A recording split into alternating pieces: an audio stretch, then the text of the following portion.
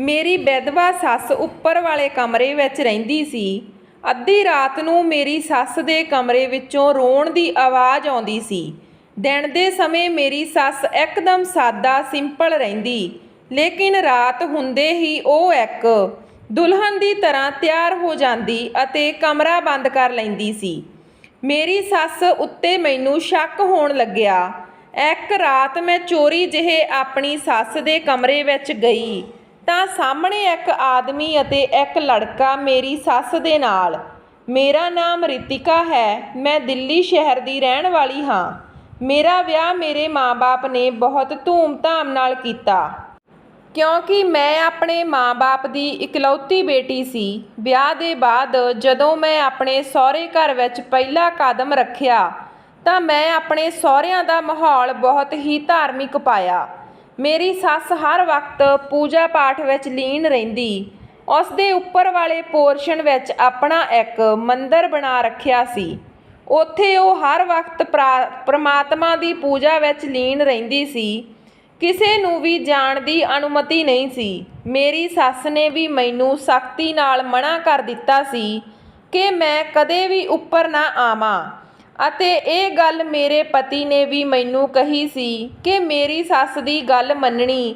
ਜੇ ਮੇਰੀ ਮਾਂ ਉੱਪਰ ਜਾਣ ਨੂੰ ਮਨ੍ਹਾ ਕਰ ਰਹੀ ਹੈ ਤਾਂ ਨਾ ਜਾਈਂ। ਜਦੋਂ ਮੈਂ ਵਜ੍ਹਾ ਪੁੱਛੀ ਤਾਂ ਮੇਰੇ ਪਤੀ ਕਹਿਣ ਲੱਗੇ ਕਿ ਮੇਰੀ ਮਾਂ ਨੂੰ ਬਿਲਕੁਲ ਪਸੰਦ ਨਹੀਂ ਕੋਈ ਉਸਦੀ ਪੂਜਾ ਪਾਠ ਵਿੱਚ ਵਿਘਨ ਪਾਵੇ। ਮੈਂ ਉਸਦੀ ਸਕੀ ਔਲਾਦ ਹੋ ਕੇ ਵੀ ਕਦੀ ਉਹਨਾਂ ਦੇ ਮਨ੍ਹਾ ਕਰਨ 'ਤੇ ਉੱਪਰ ਨਹੀਂ ਗਿਆ, ਤਾਂ ਤੈਨੂੰ ਇਤਰਾਜ਼ ਕਿਸ ਗੱਲ ਦਾ ਹੈ? ਵਿਜੇ ਦੀ ਗੱਲ ਸੁਣ ਕੇ ਮੈਂ ਚੁੱਪ ਹੋ ਗਈ, ਪਰ ਮੈਨੂੰ ਇਹ ਗੱਲ ਅਜੀਬ ਜਿਹੀ ਲੱਗ ਰਹੀ ਸੀ। ਅਜਿਹਾ ਵੀ ਕਿਹੜਾ ਪੂਜਾ ਪਾਠ ਜਿਸ ਵਿੱਚ ਕਿਸੇ ਦੂਸਰੇ ਦਾ ਦਖਲ ਹੀ ਨਾ ਹੋਵੇ।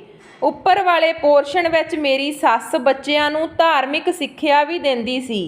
ਸਿਵਾਏ ਬੱਚਿਆਂ ਦੇ ਉੱਪਰ ਕਿਸੇ ਹੋਰ ਨੂੰ ਜਾਣ ਦੀ ਅਨੁਮਤੀ ਨਹੀਂ ਸੀ। ਸਵੇਰ ਤੋਂ ਲੈ ਕੇ ਰਾਤ ਤੱਕ ਬੱਚਿਆਂ ਨੂੰ ਧਾਰਮਿਕ ਸਿੱਖਿਆ ਦਿੰਦੀ ਰਹਿੰਦੀ ਸੀ ਮੇਰੀ ਸੱਸ। ਬੱਚਿਆਂ ਦੀ ਪੜ੍ਹਨ ਦੀ ਆਵਾਜ਼ ਹੇਠਾਂ ਤੱਕ ਆਉਂਦੀ ਰਹਿੰਦੀ ਸੀ। ਵਿਜੇ ਵੈਸੇ ਤਾਂ ਬਹੁਤ ਨਰਮ ਮਿਜਾਜ ਦੇ ਮਾਲਕ ਸੀ ਅਤੇ ਆਪਣੀ ਮਾਂ ਦੇ ਬਹੁਤ ਹੀ ਆਗਿਆਕਾਰੀ ਬੇਟੇ ਵੀ ਸਨ। ਮੈਂ ਕਦੇ ਵੀ ਉਹਨਾਂ ਨੂੰ ਆਪਣੀ ਮਾਂ ਦੇ ਸਾਹਮਣੇ ਉੱਚੀ ਆਵਾਜ਼ ਵਿੱਚ ਗੱਲ ਕਰਦੇ ਨਹੀਂ ਦੇਖਿਆ ਸੀ।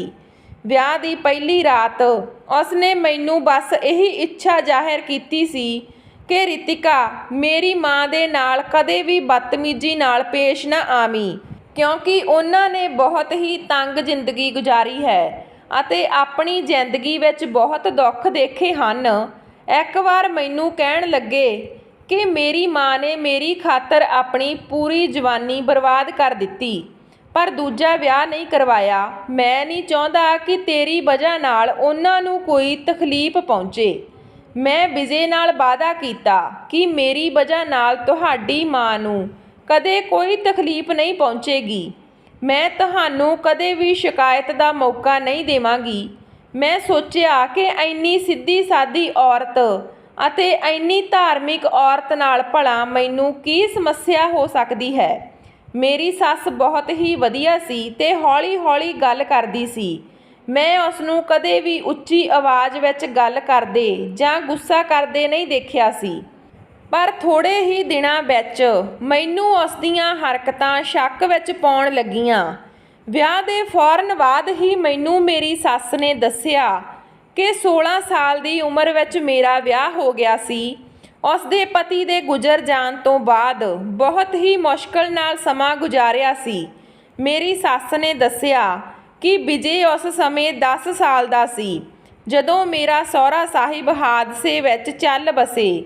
ਮੇਰੀ ਸੱਸ ਜਿਨ੍ਹਾਂ ਬੱਚਿਆਂ ਨੂੰ ਧਾਰਮਿਕ ਸਿੱਖਿਆ ਦਿੰਦੀ ਸੀ, ਉਹਨਾਂ ਦੇ ਮਾਤਾ-ਪਿਤਾ ਆਪਣੀ ਮਰਜ਼ੀ ਨਾਲ ਕੁਝ ਪੈਸੇ ਦੇ ਜਾਂਦੇ ਸੀ।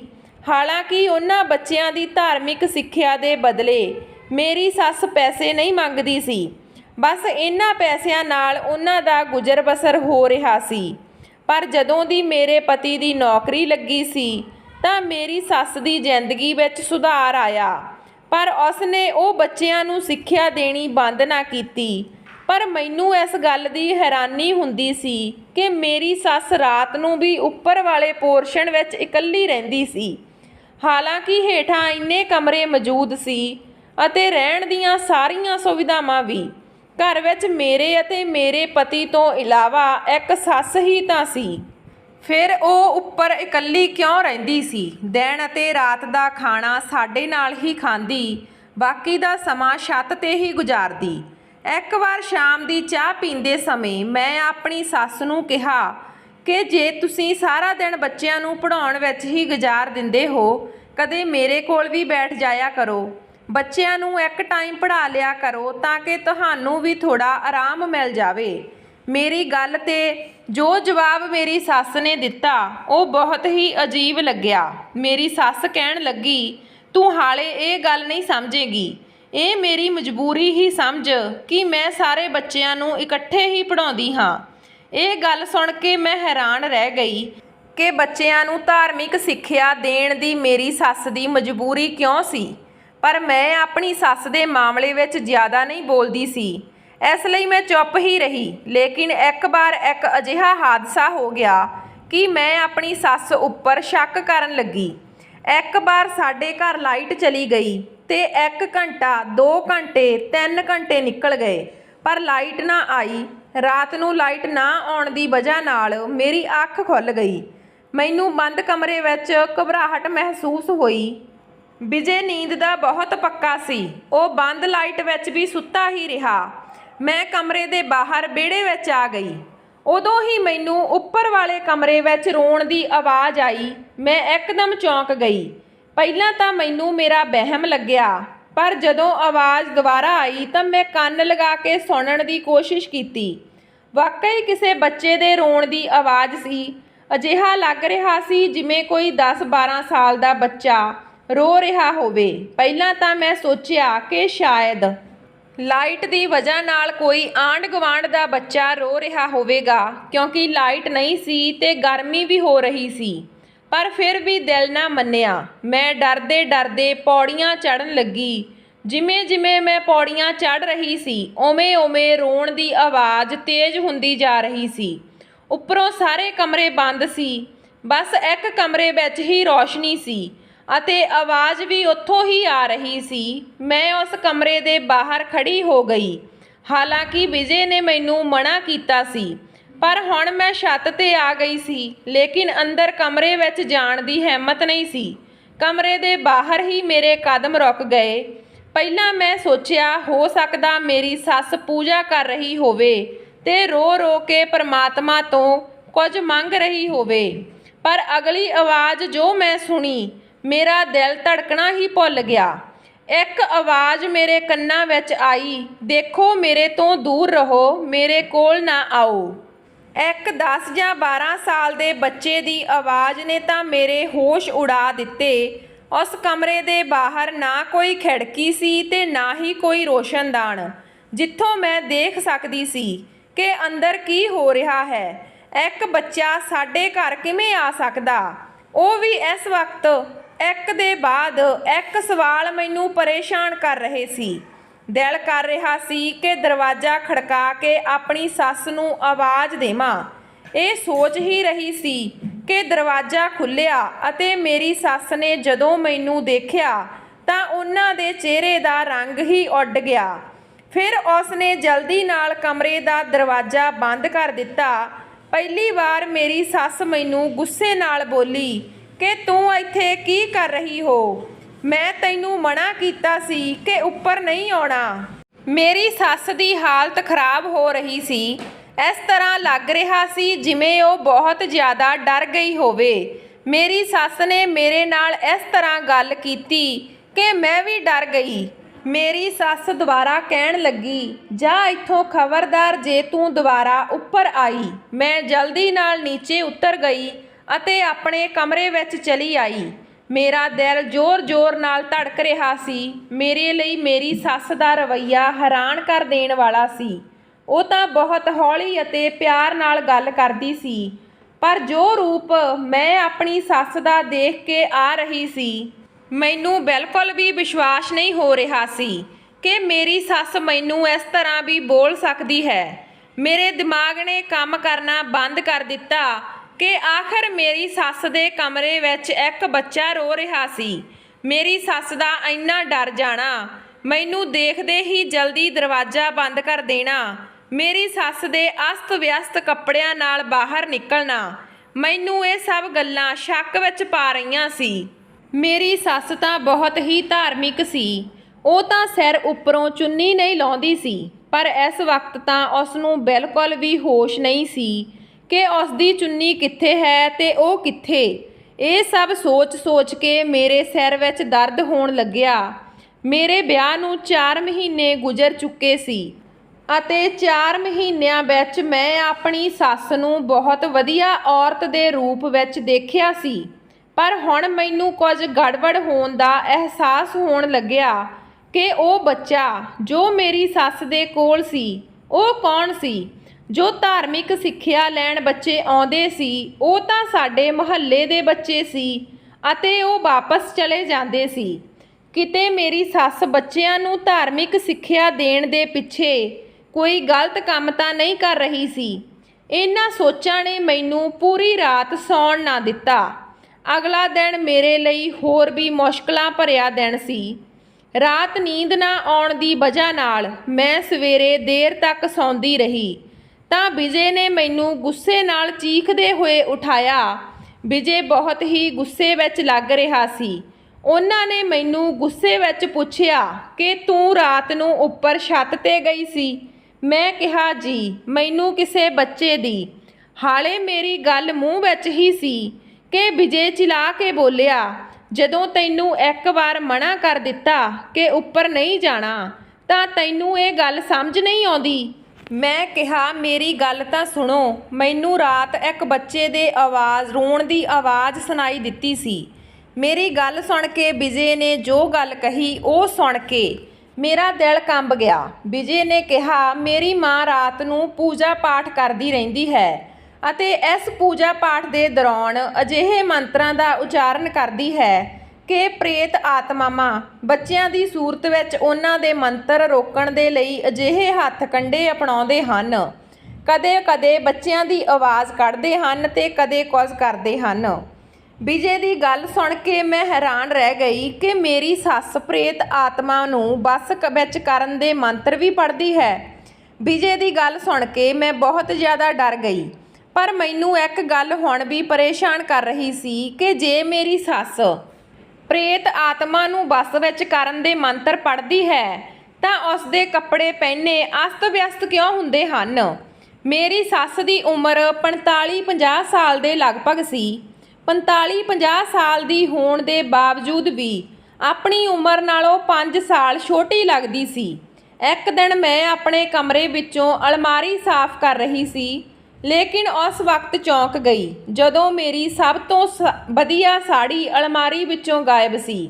ਸਾਡੇ ਘਰ ਤਾਂ ਕੋਈ ਕੰਮ ਵਾਲੀ ਵੀ ਨਹੀਂ ਸੀ, ਸਾਰੇ ਕੰਮ ਮੈਂ ਖੁਦ ਹੀ ਕਰਦੀ ਸੀ। ਫਿਰ ਮੇਰੀ ਸਾੜੀ ਕਿੱਥੇ ਜਾ ਸਕਦੀ ਸੀ।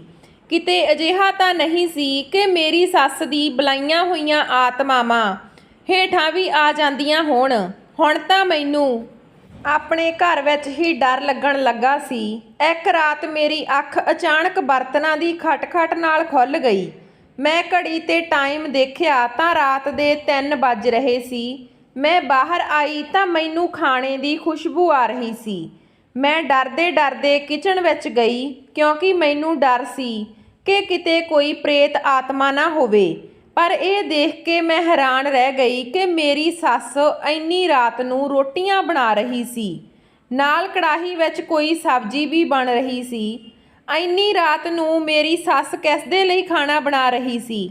ਜਦੋਂ ਮੈਂ ਦੇਖਿਆ ਤਾਂ ਮੇਰੀ ਸੱਸ ਦੇ ਮੇਰੀ ਸਾੜੀ ਪਾਈ ਹੋਈ ਸੀ, ਵਾਲ ਖੋਲ੍ਹੇ ਹੋਏ ਸੀ, ਹੱਥਾਂ ਵਿੱਚ ਕੱਚ ਦੀਆਂ ਚੂੜੀਆਂ ਤੇ ਚਿਹਰੇ ਤੇ ਹਲਕਾ ਮੇਕਅਪ ਕੀਤਾ ਹੋਇਆ ਸੀ। ਪਰ ਖਾਣਾ ਤਾਂ ਫਰਿੱਜ ਵਿੱਚ ਮੌਜੂਦ ਸੀ, ਫਿਰ ਵੀ ਪਤਾ ਨਹੀਂ ਕਿਉਂ ਤਾਜ਼ਾ ਖਾਣਾ ਕਿਉਂ ਬਣਾ ਰਹੀ ਸੀ। ਮੈਨੂੰ ਸਮਝ ਨਹੀਂ ਆ ਰਿਹਾ ਸੀ ਕਿ ਮੇਰੀ ਸੱਸ ਨੇ ਮੇਰੀ ਸਾੜੀ ਚੋਰੀ ਕਿਉਂ ਕੀਤੀ ਸੀ। ਮੇਰੇ ਤੋਂ ਮੰਗ ਕੇ ਵੀ ਤਾਂ ਲੈ ਸਕਦੀ ਸੀ। ਹਾਲੇ ਤੱਕ ਮੇਰੀ ਸੱਸ ਦੀ ਮੇਰੇ ਉੱਪਰ ਨਿਗਾਹ ਨਹੀਂ ਪਈ ਸੀ। ਮੈਂ ਉਹਨੇ ਪੈਰੀ ਵਾਪਸ ਆਪਣੇ ਕਮਰੇ ਵਿੱਚ ਆ ਗਈ। ਇਸ ਘਰ ਵਿੱਚ ਕੀ ਹੋ ਰਿਹਾ ਸੀ ਮੈਨੂੰ ਕੁਝ ਸਮਝ ਨਹੀਂ ਲੱਗ ਰਿਹਾ ਸੀ। ਇੰਨੀ ਪੂਜਾ ਪਾਠ ਵਿੱਚ ਲੀਨ ਹੋਣ ਵਾਲੀ ਔਰਤ ਰਾਤ ਨੂੰ ਕਿਸ ਲਈ ਤਿਆਰ ਹੁੰਦੀ ਸੀ। ਮੇਰਾ ਦਿਮਾਗ ਚਕਰਾ ਗਿਆ ਕਿ ਮੇਰੀ ਸੱਸ ਦੇ ਕਿੰਨੇ ਕੁ ਰੂਪ ਸੀ। ਮੇਰਾ ਪਤੀ ਆਪਣੀ ਮਾਂ ਨੂੰ ਕਿੰਨਾ ਸਨਮਾਨ ਦਿੰਦਾ ਹੈ, ਉਸ ਨੂੰ ਕਿੰਨਾ ਸਿੱਧਾ ਸਮਝਦਾ ਹੈ।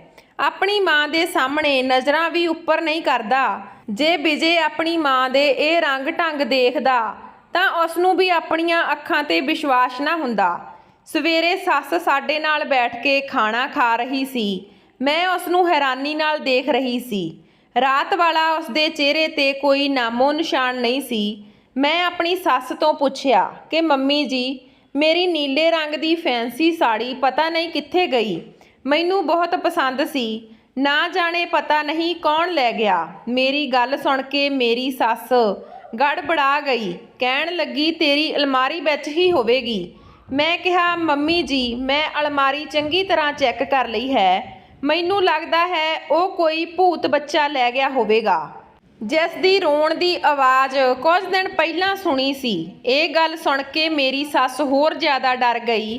ਮੈਂ ਆਪਣੀ ਸੱਸ ਨੂੰ ਕਿਹਾ ਕਿ ਤੁਸੀਂ ਆਪਣੇ ਆਪ ਨੂੰ ਕਿੰਨਾ ਫਿੱਟ ਰੱਖਿਆ ਹੋਇਆ ਹੈ, ਨਹੀਂ ਤਾਂ ਕਈ ਔਰਤਾਂ ਤਾਂ ਤੁਹਾਡੀ ਉਮਰ ਵਿੱਚ ਬੁੱਢੀਆਂ ਲੱਗਣ ਲੱਗ ਜਾਂਦੀਆਂ ਹਨ। ਮੰਮੀ ਜੀ, ਜੇ ਤੁਸੀਂ ਮੇਰੀ ਸਾੜੀ ਪਹਿਨ ਲਵੋਗੇ ਤਾਂ ਤੁਹਾਨੂੰ ਆਰਾਮ ਨਾਲ ਆ ਜਾਵੇਗੀ। ਮੈਂ ਆਪਣੀਆਂ ਇਹ ਗੱਲਾਂ ਨਾਲ ਆਪਣੀ ਸੱਸ ਤੋਂ ਕੁਝ ਉਗਲਵਾਉਣਾ ਚਾਹੁੰਦੀ ਸੀ। ਮੇਰੀਆਂ ਗੱਲਾਂ ਸੁਣ ਕੇ ਮੇਰੀ ਸੱਸ ਦਾ ਖਾਣਾ ਗਲੇ ਵਿੱਚ ਹੀ ਅਟਕ ਗਿਆ। ਉਹ ਆਪਣਾ ਖਾਣਾ ਵਿੱਚ ਵਿਚਾਲੇ ਛੱਡ ਕੇ ਉੱਪਰ ਚਲੀ ਗਈ। ਮੈਂ ਸਮਝ ਗਈ ਕਿ ਕੁਝ ਤਾਂ ਗੜਬੜ ਜ਼ਰੂਰ ਹੈ, ਕੋਈ ਤਾਂ ਰਾਜ ਹੈ। ਇੱਥੇ ਕੋਈ ਭੂਤ ਪ੍ਰੇਤ ਨਹੀਂ, ਇੱਥੇ ਕੋਈ ਹੋਰ ਚੱਕਰ ਹੈ। ਇਸ ਲਈ ਮੈਂ ਸੋਚ ਲਿਆ ਸੀ ਕਿ ਮੈਂ ਸਾਰੀ ਸੱਚਾਈ ਜਾਣਨ ਦੀ ਕੋਸ਼ਿਸ਼ ਕਰੂੰਗੀ। ਰਾਤ ਹੁੰਦੇ ਹੀ ਮੈਂ ਆਪਣੀ ਸੱਸ ਦੇ ਮਗਰ ਉੱਪਰ ਚਲੀ ਗਈ। ਜਦੋਂ ਦੇਖਿਆ ਤਾਂ ਉਸ ਉੱਪਰ ਇੱਕ ਆਦਮੀ ਤੇ ਬੱਚਾ ਸੀ। ਉਸ ਨੂੰ ਦੇਖ ਕੇ ਮੇਰੇ ਪੈਰਾਂ ਹੇਠੋਂ ਜ਼ਮੀਨ ਨਿਕਲ ਗਈ ਤੇ ਮੈਂ ਭੱਜ ਕੇ ਆਪਣੇ ਕਮਰੇ ਵਿੱਚ ਆ ਗਈ। ਮੈਂ ਆਪਣੇ ਪਤੀ ਨੂੰ ਉਠਾਉਣ ਦੀ ਕੋਸ਼ਿਸ਼ ਕੀਤੀ। ਮੈਂ ਉਹਨਾਂ ਨੂੰ ਕਿਹਾ ਕਿ ਮੇਰੇ ਨਾਲ ਉੱਪਰ ਚੱਲੋ, ਮੈਂ ਤੁਹਾਨੂੰ ਕੁਝ ਦਿਖਾਉਣਾ ਚਾਹੁੰਦੀ ਹਾਂ। ਉਹਨਾਂ ਨੇ ਮੈਨੂੰ ਗੁੱਸੇ ਵਿੱਚ ਬੋਲਿਆ ਕਿ ਤੈਨੂੰ ਕਿੰਨੀ ਵਾਰ ਕਿਹਾ ਕਿ ਉੱਪਰ ਨਹੀਂ ਜਾਣਾ।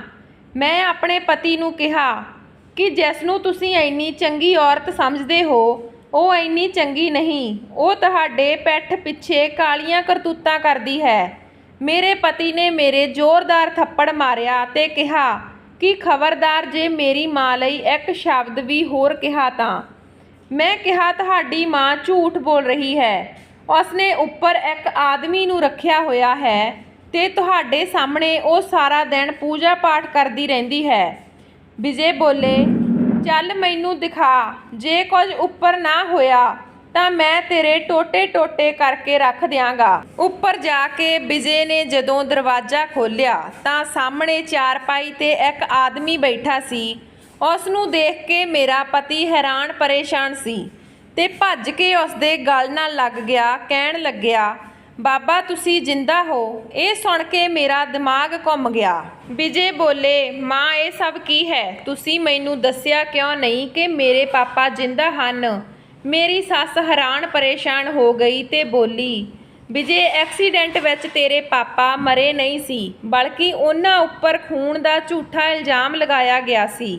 ਉਹ ਕਤਲ ਤੇਰੇ ਪਾਪਾ ਦੇ ਦੋਸਤ ਨੇ ਕੀਤਾ ਸੀ, ਪਰ ਪਿਸਤੌਲ ਤੇਰੇ ਪਾਪਾ ਦੇ ਹੱਥ ਫੜਾ ਦਿੱਤੀ। ਤੇਰੇ ਪਾਪਾ ਨੇ ਉਹ ਪਿਸਤੌਲ ਉੱਥੇ ਸੁੱਟ ਦਿੱਤੀ ਤੇ ਉੱਥੋਂ ਭੱਜ ਗਏ।